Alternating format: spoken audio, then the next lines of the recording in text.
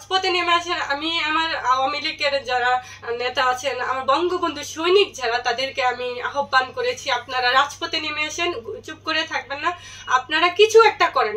আমি পুরো একদম ওই সময়টুকু আমি বলে বুঝাতে পারবো না, আমি হাও মাও করে কাঁদতেছিলাম যে সবাইকে, শুধু মানে বঙ্গবন্ধু সৈনিক না, বাংলাদেশের সব মানুষদেরকে বলছিলাম যে আপনারা রাজপথে নেমে আসেন। কারণ ধানমন্ডি 32 নাম্বার শুধু আওয়ামী লীগের না, সারা বাংলাদেশের যারা স্বাধীনতা বিরোধী তাদের না, তবে বাংলাদেশের আমরা যারা আছি, বাংলাদেশের যত মানুষ আছে সবাই, এটা 32 নাম্বার হলো সকল বাংলাদেশের সকল মানুষের, এটা আমি বলতে চাই।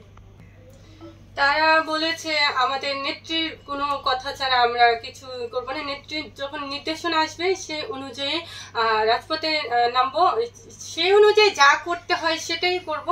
আর নেত্রী এমন একজন মানুষ, মানে ওনার মতো মানুষ বিশ্বের দরবারে তো একজন নাই, আমি আগেও বলেছি এখনো বলছি। ওনার যখন 32 নাম্বার ভেঙে ফেলছে ওই সময়টুকু মানে উনি কিন্তু স্বাভাবিক ছিলেন, উনি কিন্তু কষ্ট পাচ্ছে, কান্না করছেন, কিন্তু ওদের এই যে রাজাকারদের বিরুদ্ধে কিন্তু ওই সময়টুকু উনি কোনো পদক্ষেপ নেয়নি। তার মানে বুঝতে হবে উনি কত ভালো মানুষ।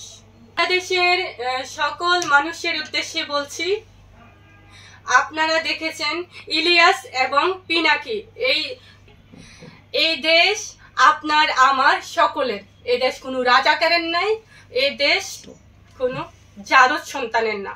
কারণ ওরা জারজ বলে ওরা এই বাংলাদেশকে ধ্বংস করে দিচ্ছে, এটা তো ওদের দেশ না। আর পিনাকিরে বলছি তুই মসজিদ বানাবি, হ্যাঁ, তোর মতো নোংরা মানুষ, তোর মতো খারাপ মানুষ এই দেশটাকে ধ্বংস করে দিয়েছে, ইলিয়াস আর পিনাকি। আমি বললাম, আমি আল্লাহর কাছে শুধু এতটুকুই বলি, আল্লাহ যেন আমাকে তোদের বিচার না দেখা পর্যন্ত আমার মৃত্যুটা যেন না করে, আমি এটা আল্লাহর কাছে আমি চাই।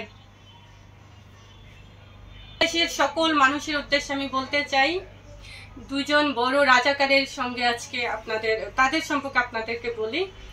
আর দুজন জারজ সন্তান যাদেরকে বলা হয়, একজন হলো পিনাকি, আমি তাদেরকে বলছি, দেখেন এই দুইটা মানুষ বাংলাদেশটাকে ধ্বংস করে দিয়েছে।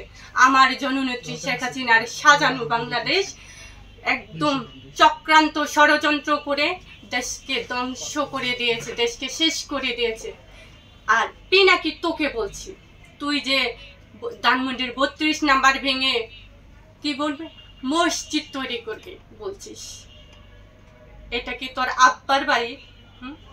পাকিস্তানের জিন্না কি তোর আব্বা হয়? তার বাড়ি এটা না, এটা আমার বঙ্গবন্ধুর বাড়ি, এটা আমার জননেত্রী শেখ হাসিনার বাড়ি, এটা তোর বাপের বাড়ি না, তোর আব্বার বাড়ি না। তোর বিচার এই বাংলার মাটিতেই হবে।